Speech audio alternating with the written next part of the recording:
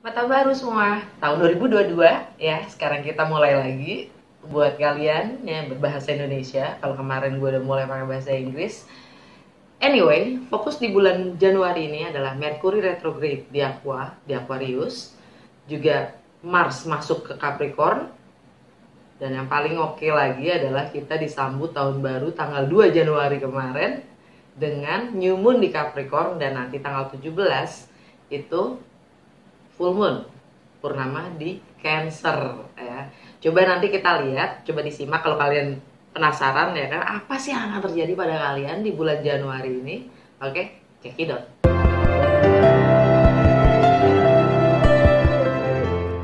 Hai Scorp, selamat datang di Fortune Star 222 sama gue Lucky yang siap bacain energi kalian di bulan Januari. Seperti biasa ini general reading, jadi ambil yang sesuai dan tinggalkan yang tidak sesuai. Jangan paksain kalau sesuai. Dan cross watcher siapapun kalian yang sedang berhubungan dengan Scorpio, kalian welcome untuk join karena energi kita suka ketukar, jadi kemungkinan pesannya bisa buat kalian juga. Kalau nggak sesuai, gue saranin nonton sun sign, moon sign, atau rising sign dan rising atau ascendant sign kalian ya.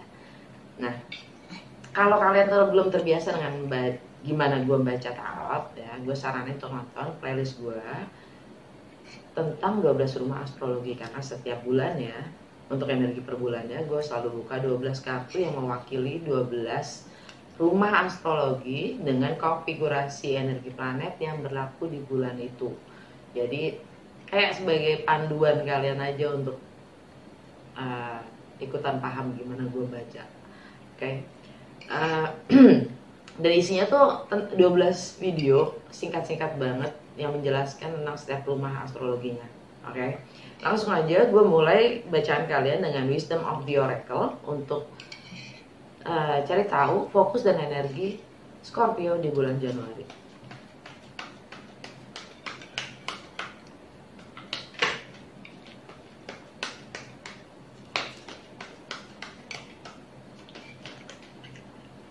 Fokus dan energi Scorpio di bulan Januari. Co-create kebalik. Under the deck, here and now.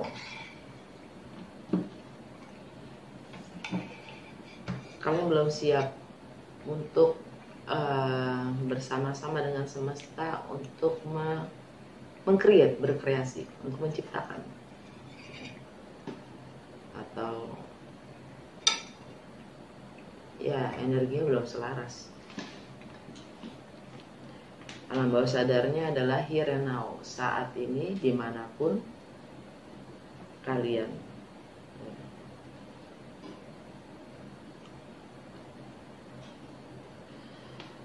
Oke. Langsung ke tarot ya, Lucky Tarot. Ini kedua kali, bulan kedua gue pakai kartu ini yang isinya cuma major arcana untuk major events, karena ini gue pakai cuma untuk baca bulanan ya, karena 12 kartu tentang segala aspek kehidupan kalian, jadi gue butuh major event saja. Oke. Ada apa dengan Scorpio di bulan Januari? Apa yang Scorpio perlu ketahui di bulan Januari?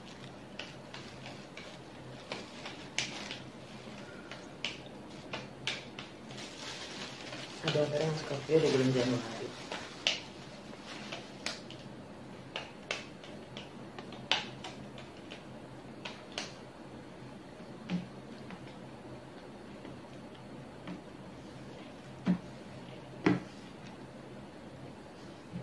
Bagaimana kalian melihat, merepresentasikan diri kalian sendiri, dan bagaimana kesan orang lain terhadap kalian, the world.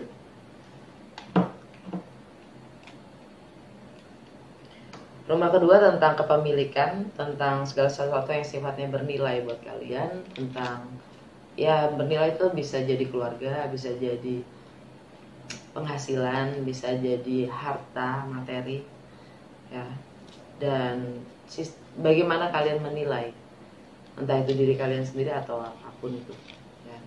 Kalian dapat justice. Rumah ketiga tentang persepsi, mindset, dan komunikasi, aktivitas sosial, dan pengetahuan, wawasan, pengalaman yang kalian dapatkan dari kecil hingga saat ini kalian dapat.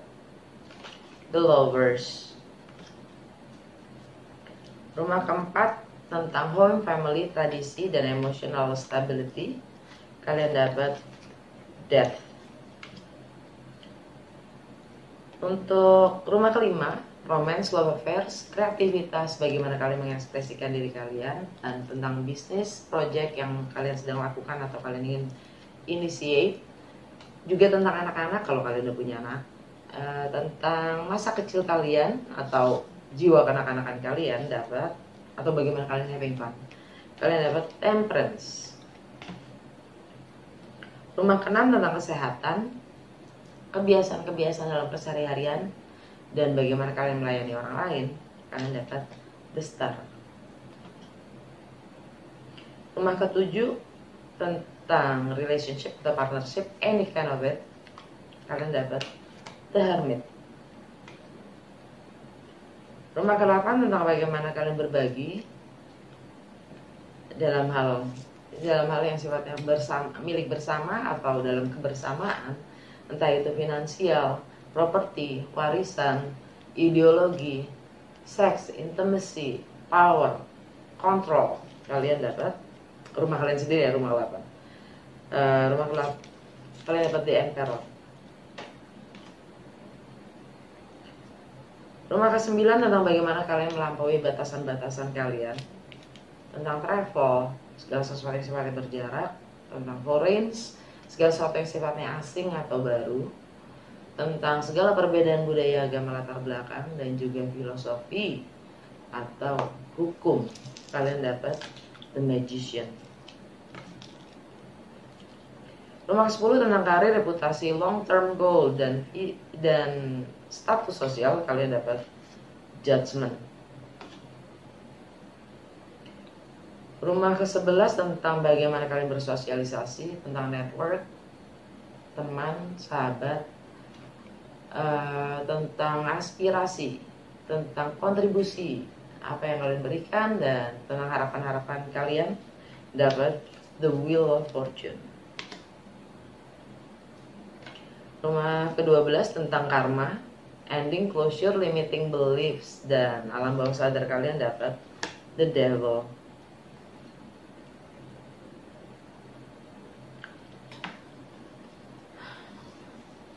Secara general atau alam bawah sadar kalian, Strength.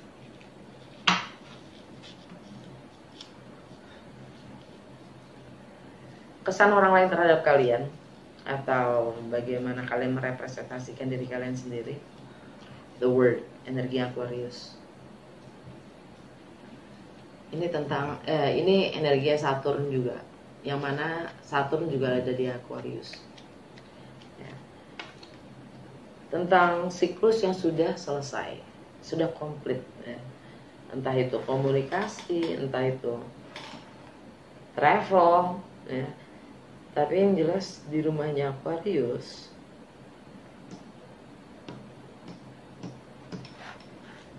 itu di rumah keempat.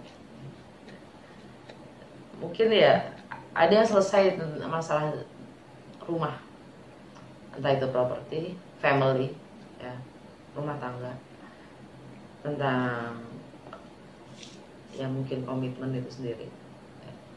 Tentang emotional stability, instability, ya, ketidakstabilan, ya. Ada yang berakhir di situ. Udah komplit. Saturn itu karma duniawi juga sih. Jadi kalian lagi menghadapi karma kalian sendiri. Orang melihatnya seperti itu. Orang melihat kalian seakan-akan kalian terjerat, atau kalian yang menggovern, kalian yang ngatur. Di rumah itu kalian yang ngatur gitu lah. Okay.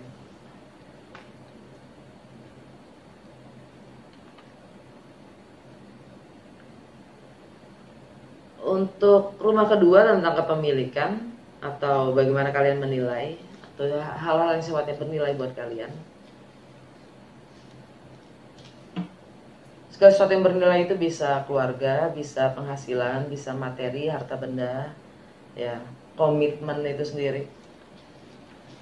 Kalian dapat justice.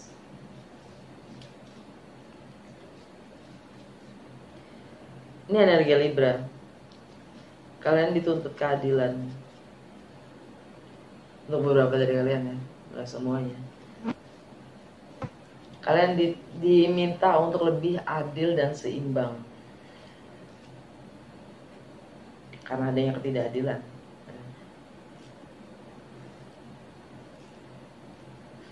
Dan Libra itu di rumah ke-12-nya Scorpio. Ya, yang mana tentang karma, ending, closure. Ada hal-hal yang sifatnya mengikat kalian.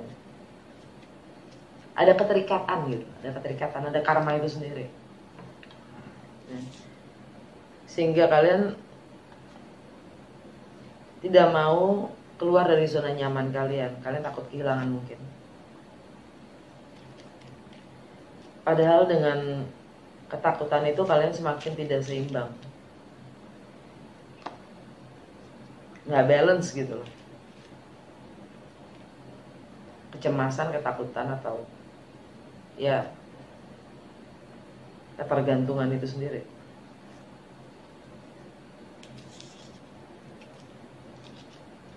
Rumah ketiga tentang persepsi, mindset, komunikasi kalian terhadap orang-orang terdekat dan wawasan, pengetahuan dan edukasi yang kalian dapatkan dari kecil hingga sekarang. Kalian dapat the lovers.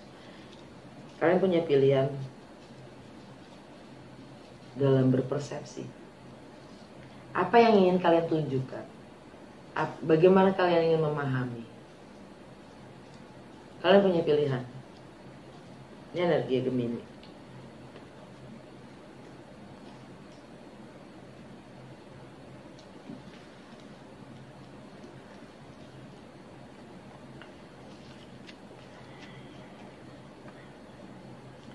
Kalian akan bersikap. Kalian akan ambil keputusan tentang bagaimana harus berbagi, bagaimana kita hidup bersama, bagaimana kita hidup bersama satu dengan yang lain.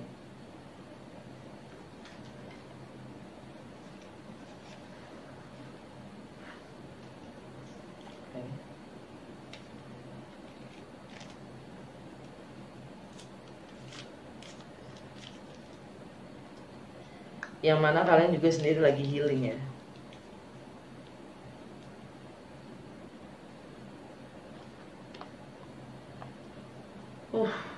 Dalam keseharian kalian. Anyway, di rumah keempat tentang home, family, tradisi dan juga emotional stability, kalian dapat death. Ada sesuatu yang berakhir, kalian sudah harus tinggalkan. Itu energi kalian sendiri. Saturn di rumahnya Scorpio itu ada Saturn. Ya. Ada karma yang mengikat kalian sendiri di rumah tangga kalian. Ada hal yang sudah seharusnya kalian tinggalkan. Ini energi Pluto, by the way, Pluto tapi di Capricorn.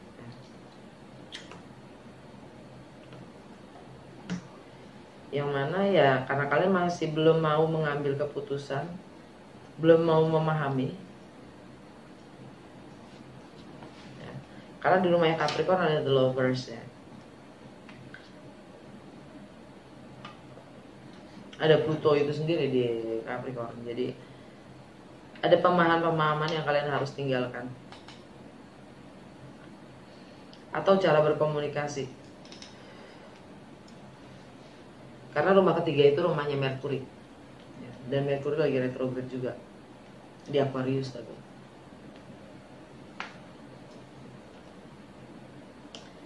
Ya, ya, ya, ya, ya, ya.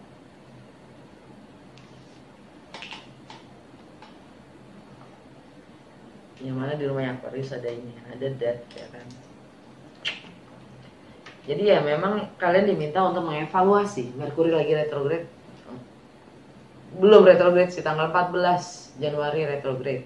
Tapi kita sudah masuk ke bayang-bayang retrograde. Apapun planetnya kalau lagi retrograde kita diminta untuk mengevaluasi.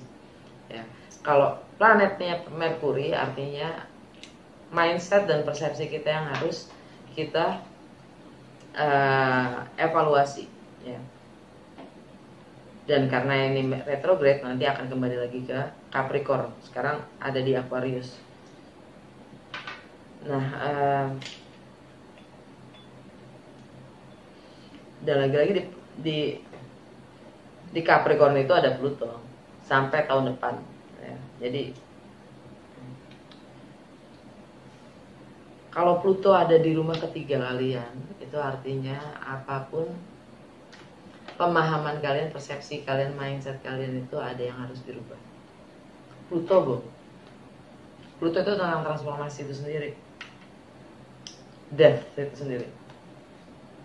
Ada yang udah gak sesuai lagi dengan kalian, cara berpikir kalian itu udah gak selaras lagi. Jadi ada baiknya kalian tinggalkan, energinya segitu. Terus rumah kelima tentang romance, love affairs, bagaimana kalian bersenang-senang, tentang bagaimana kalian mengekspresikan diri, kreativitas, dan kalau ada bisnis atau proyek yang kalian ingin mulai, ya, atau tentang anak-anak, ya, tentang kalau udah punya anak, atau tentang masa kecil kalian atau jiwa kanak-kanak kalian dapat the temperance. Ini energi Sagittarius yang mana artinya kalian diminta untuk bersabar karena kalian dalam proses pemulihan. Kalian lagi dalam proses menanggalkan semua keyakinan, kepercayaan yang kalian pahami hingga saat ini. Entah itu adat, entah itu tradisi, entah itu kebiasaan, entah itu budaya, entah itu keyakinan, kepercayaan ya, yang biasa kita gunakan dalam sehari-hari membungkus kita, baju itu sendiri ya, custom yang menunggu untuk dibebaskan, dilepaskan, dirilis.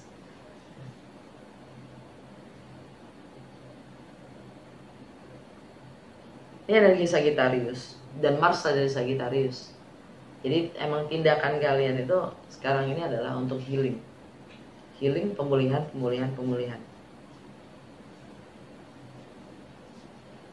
Dan di rumah Sagittarius ada Justice.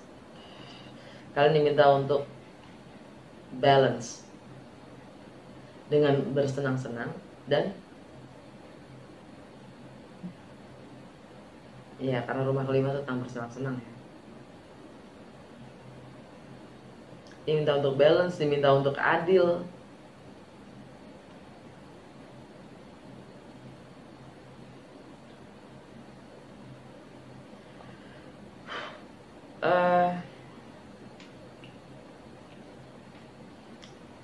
Ya karena ini sifatnya juga karmik sih. Karena di rumah Libra kan ini energi Libra. Libra di rumah 12 kalian. Ya materi-materi atau kepemilikan itu sendiri yang mengikat kalian. Karma itu sendiri, karma duniawi.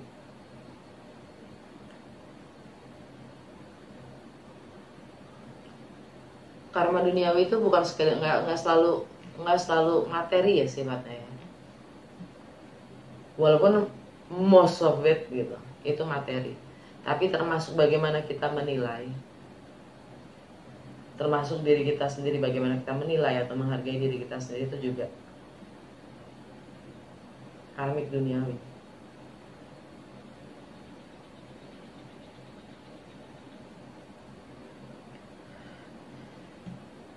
Rumah ke-6 tentang kebiasaan atau kesehatan kalian. Kesehatan, kebiasaan kalian dalam keseharian, tentang bagaimana kalian melayani orang lain. Kalian dapat the star, energi Aquarius. Kalian akan mendapatkan apapun yang kalian inginkan. Nah, tapi Kalian diminta untuk membersihkan energi kalian dulu dari apapun yang sudah tercemarkan, yang sudah terkontaminasi, untuk kembali ke sejatinya energi kalian sendiri, supaya kita bisa menarik, supaya kalian bisa menarik yang benar-benar satu vibrasi dengan kalian, bukan vibrasi orang lain atau sekitar kita yang nempel di energi kita. Lagi-lagi di Aquarius ada Saturn yang sudah komplit di rumahnya Aquarius.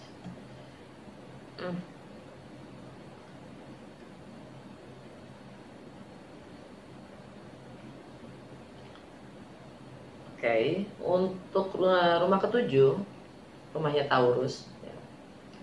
Taurus ada Uranus, ada North Nodes, di Scorpio ada South Nodes.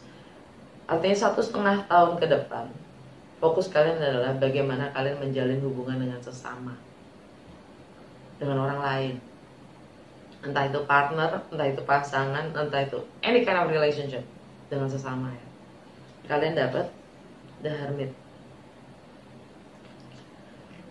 Kalian mencoba mencari ke dalam, meditasi, merenung, introspeksi, kontemplasi, ya, in order to get an answer, untuk mendapatkan jawaban dari dalam diri kalian sendiri, pencerahan ya,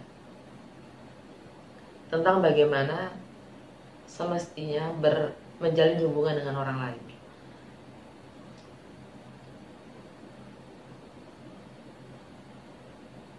Ini energi Virgo, energi Virgo ya.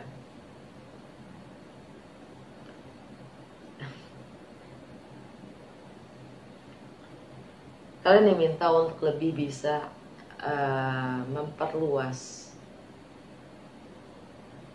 wawasan atau memperdalam pengertian kalian akan hubungan dengan sesama, dengan tentang bagaimana menjalin hubungan dengan sesama, rasa kemanusiaan itu sendiri.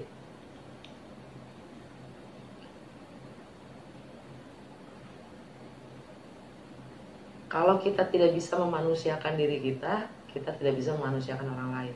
Kalau kita tidak bisa memanusiakan orang lain, kita juga tidak bisa memanusiakan diri kita sendiri. Kurang lebih gitu bukan?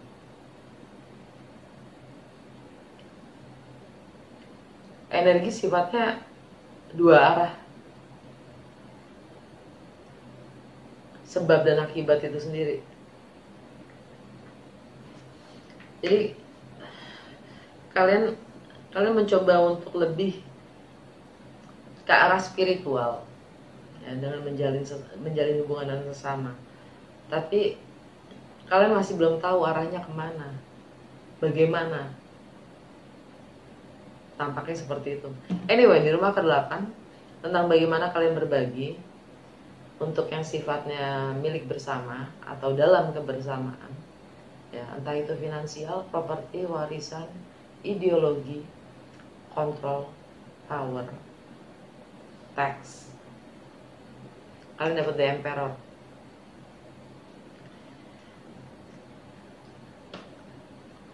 Kalian akan ambil sikap karena kalian yakin, kalian akan mengambil sikap karena kalian akan mengambil penuh otoritas yang kalian miliki, karena kalian tahu hidup dan nasib kalian ada di tangan kalian. Kalian yang punya kendali akan hidup kalian.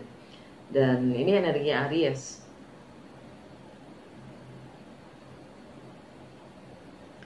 Yap. Dan di Aries tuh ada Chiron, the wounded healer. Ya, dia yang memulihkan trauma-trauma kita di masa lalu. Ya. Dan memang di rumahnya Aries kalian dapat the star di keseharian kalian. Kalian dari pemulihan. Untuk mendapatkan kembali authority itu, power, kontrol, kuasa akan diri kalian sendiri. Kalian tidak suka bergantung. pada orang lain.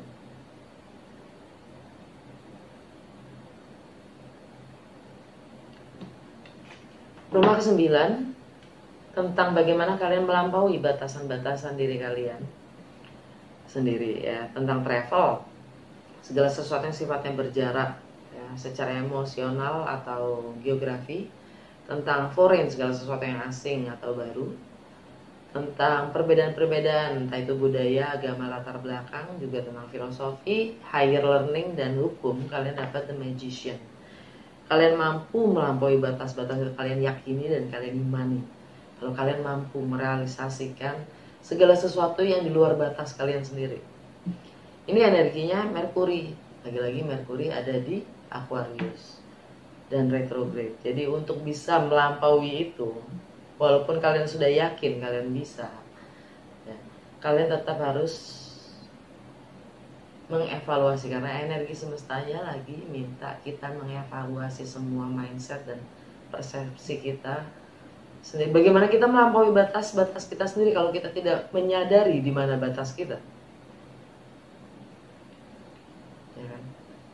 Jadi kita diminta untuk mengevaluasi itu.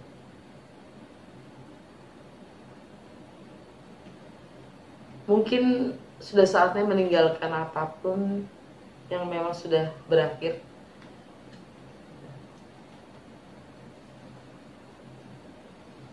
Yang sudah nggak selaras lagi dengan kita. Rumah ke-10 tentang karir, reputasi, long term goals, dan status sosial. Kalian dapat judgment. Energi kalian sendiri. Lagi-lagi Saturn. Komplit. Reputasi kalian sudah komplit. Saatnya untuk memulai lagi dari awal. Judgment itu adalah kalian dapat kesempatan kedua untuk memperbaiki atau mengakhiri, ya, dengan pemahaman yang baru. Karena di masa lalu kalian sudah salah menafsirkan, salah menilai, ya. Apapun penilaian kalian, entah itu positif atau negatif, ternyata kalian salah. Nah, sekarang kalian dapat kesempatan kedua untuk memperbaikinya dengan approach yang berbeda, dengan pendekatan yang berbeda, ya.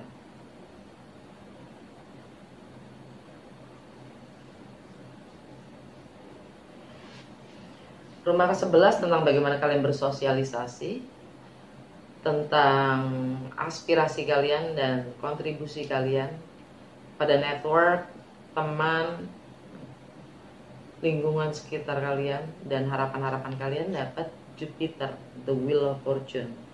Kalian dalam masa transisi untuk menuju yang spiritual, karena kalian sudah selesai dengan Saturn. Kalian udah komplit dengan energi Saturn, karmik duniawi, ya. Jadi kalian sekarang lagi masa transisi. Jupiter ini ada di Pisces, by the way, ya.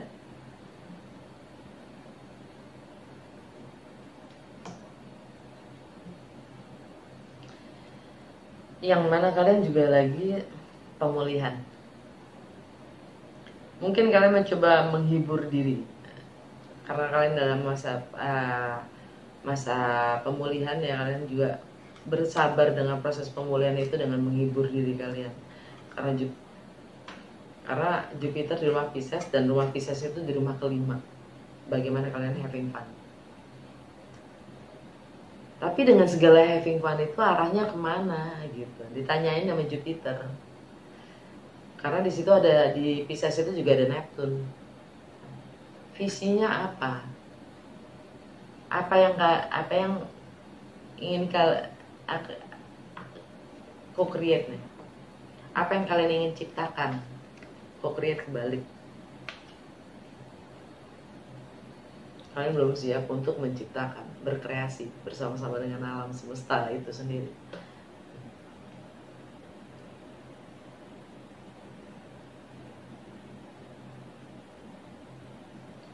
Sesuai nggak gitu? Anyway, rumah ke-12 tentang karma, ending, closure, limiting beliefs, keyakinan-keyakinan kalian yang membatasi kalian sendiri, dan alam bawah sadar kalian dapat the devil.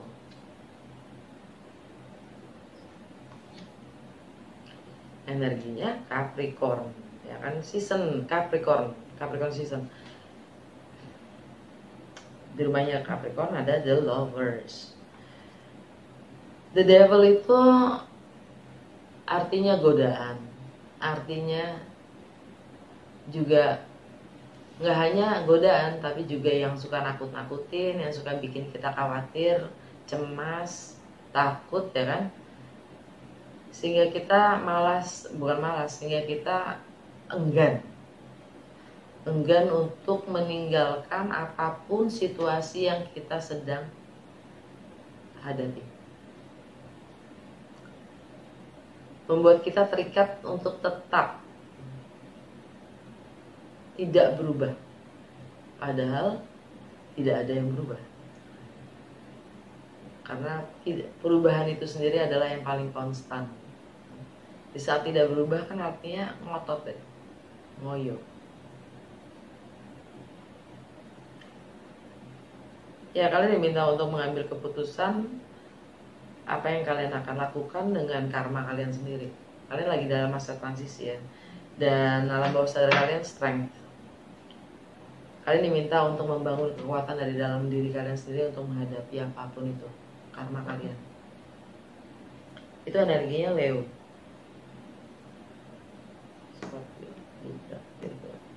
Ya, di rumahnya Leo ada Judgment.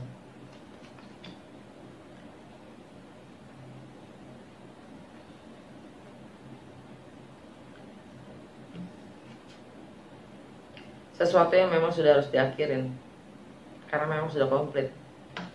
Kalau enggak, kalian akan muter-muter di situ aja gitu loh.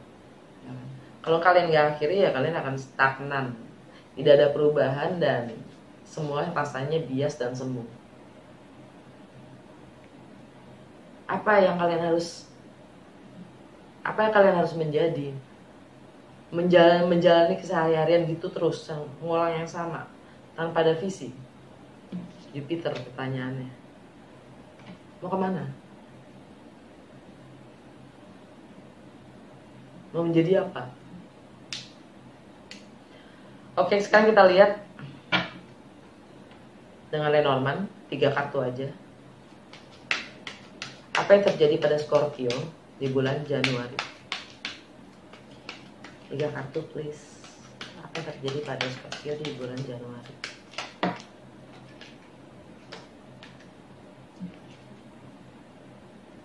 Birds,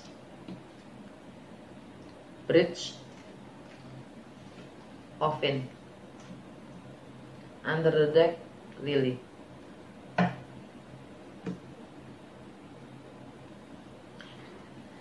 Oke, Lily. Jantung bacaan kalian adalah The Bridge. Bagaimana kalian mengkorelasikan, mengconnecting ya, alam spiritual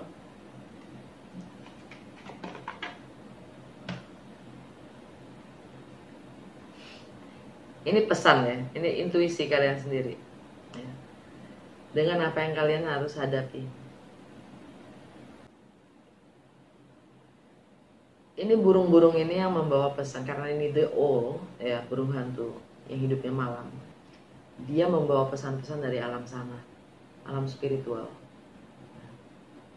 Jadi kalian diminta untuk lebih mendengarkan intuisi kalian, entah melalui intuisi kalian atau pesan-pesan yang sifatnya lebih ke spiritual. Dan itu menyangkut juga tentang ini Coffin, peti mati itu sesuatu yang sudah tidak lagi berfungsi, yang sudah selesai, yang kalian harus tinggalkan. Energinya Pluto itu sendiri.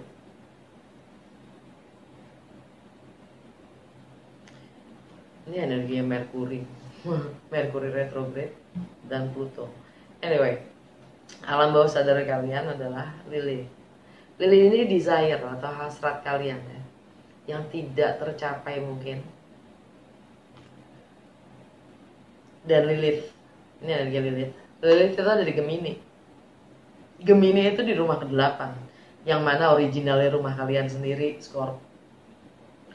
Tentang power, kontrol, ya, bagaimana kalian berbagi, tentang dalam yang sifatnya milik bersama atau dalam kebersamaan itu sendiri. Bagaimana kalian menguasai diri kalian sendiri.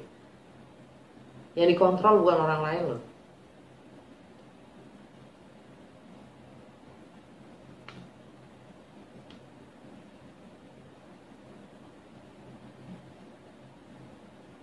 Yang tertekan. Jadi di mana di rumahnya si Gemini itu kalian dapat The Emperor, energinya Aries, yang ada Chiron, Wounded Healer, yang lagi dalam pemulihan dari trauma-trauma di masa lalu.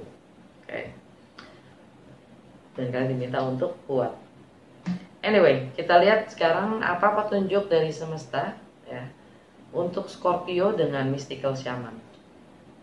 Apa petunjuk dari semesta untuk Scorpio di bulan Januari?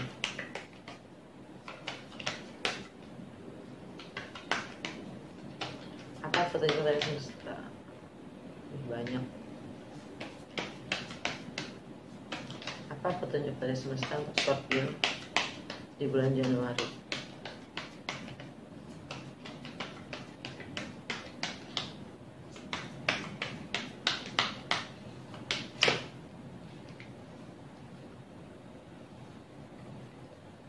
Earth, Holy Mountain. Ini kayaknya energi Taurus. Earth, Taurus, tanah, bumi itu sendiri.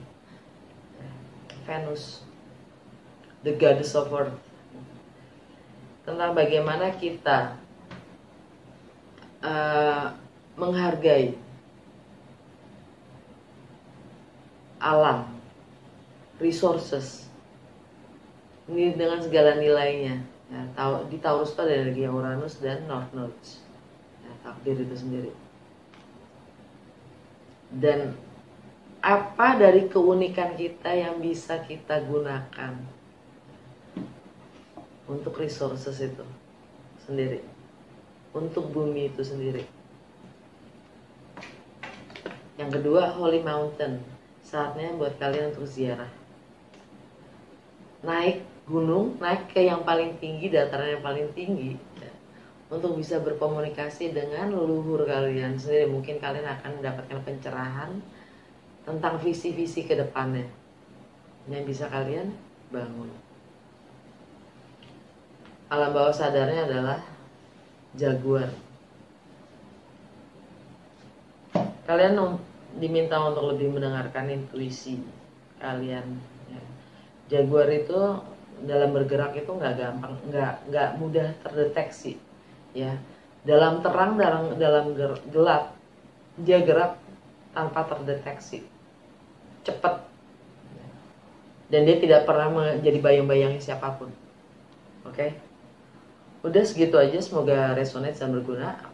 Kalau emang iya, jangan lupa untuk like, comment, dan share.